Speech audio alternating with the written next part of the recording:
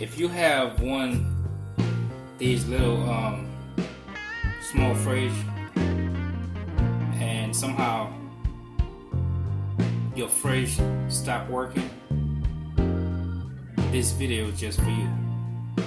And I'm gonna show you how to reset your little thermostat and to get your little fridge back in service. First, what you want to do, you want to unplug your the fridge. That's the first thing you want to do. Unplug the fridge. What you're looking at right here, this is your little timer. See what it says? Turn the timer shaft. This is the shaft, okay? And this says clockwise only. So basically, if you read all these descriptions, and they should be able to guide you to understand what I'm saying. So all you do is use a flat screwdriver, insert it, see, and then set your fridge. You can follow this arrow right here.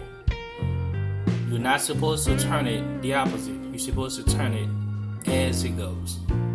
You follow the arrow, and then you can set it whatever setting you want.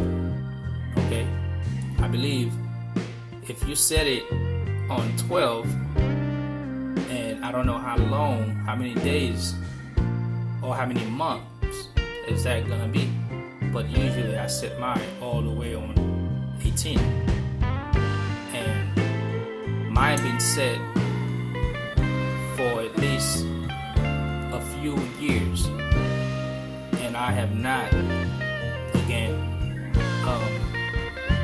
have to reset it. But I know eventually I'm gonna have to reset it. But if that happens, you have a fridge that has this kind of system, and your fridge is not cooling, or maybe it's just the compressor itself is not kicking, it's not working.